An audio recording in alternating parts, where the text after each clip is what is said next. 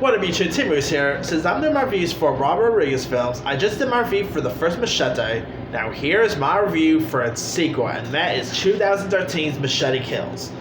Now, while the first Machete I adored, I would say this right now. Machete Kills, while it's not as good as the first Machete, I still love Machete Kills.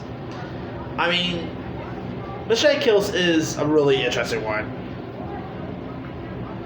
You know, this time around you got Machete, once again portrayed by Danny Trejo, who ends up becoming on a mission and who ends up doing another mission here. And you got Charlie Sheen as the President of the United States, which, by the way, when Charlie Sheen did this movie, he did not go by the name Charlie Sheen. He went by the name of Carlos Estevez, which, okay, that was pretty awesome right there.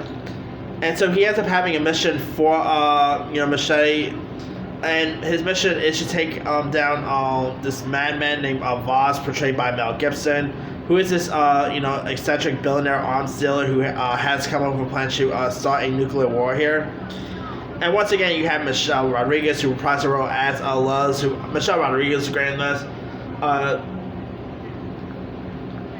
You also had Amber Heard, who played the role of Miss San Antonio. You even had Lady Gaga was in this, Walter Goggins, Antonio Banderas, Cuba Gooding Jr., or played like assassin named Lil Chameleon. You even got Sofia Vergara in this, who pretty much has guns where a gun is not supposed to be on. I mean, I thought Lay Guns was pretty cool, but I'm just gonna say this now. Ever seen the Austin Powers movies, those fan bots? That's pretty much what Sofia Vergara is. She's actually an actual fan bot in this. And she has guns where a gun should not really barely be. I'm not going to go into any details, but if you guys know Austin Powers with the fan bots, you guys know what I'm talking about. If you guys see Machete Kills, you guys know what I'm talking about, where she has the guns at. I mean, what's the most sacred part of Sofia Vergara? Just take that. And of course, you got Vanessa Hudgens, who portrayed her daughter here. There is like a very cool space sequence here, which is perfect. Like, the film ended up becoming like a bit of a, the space scene ends up becoming like a bit of a spoof of Star Wars, which is perfect because later on, like after this, of course, Robert Rodriguez will later go on to direct episodes of The Mandalorian, which I think is perfect right there. And of course, I mean, Mel Gibson as the bad guy. I mean, it was an interesting time. Like 2013 and 14 was an interesting time for Mel Gibson. Obviously, when you think of Mel Gibson, you think of him being a bit of a nut job and whatnot. But I mean, it was pretty cool seeing him play a bad guy like about 2 times a year that time. Because of course in 2013 he played the bad guy in this, and then a year after he will go on to play the bad guy in Expendables 3.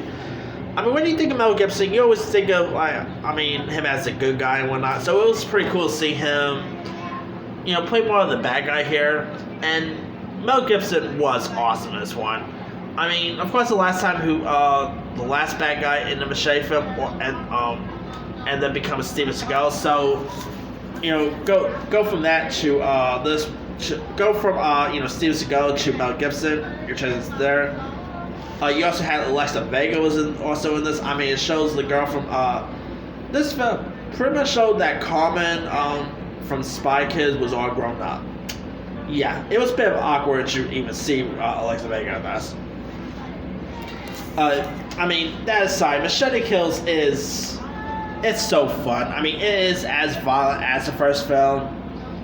Lady Gaga was also pretty cool in this. I mean, Lady Gaga, of course, worked with Rodriguez as in Sister Named She Killed For, so there's that. Walter Goggins was great in this one. He even had a cameo by Elon Musk. I'm not even kidding. Elon Musk is actually in this film. You also had Edward James Olmos was also in this. William Sadler. I mean, Machete Kills is just loads of fun. It's a little dumb, but it's still cool. The action is great, visuals. It gets really violent, and there's also a really cool fake trailer scene that features a robot that pretty much is supposed to be played by Justin Bieber, so there's that. And not to mention, I am still waiting for another Machete film, because Rob Rodriguez has, and even Danny Trejo has been teasing that we could be getting a Machete Kills in Space. So I'm still hoping we get that in the future, but we'll see what happens down the line. That aside, the first Machete Kills it did not get as well received as the first film. I mean, it only has like a 29% on Rotten Tomatoes. It completely flopped.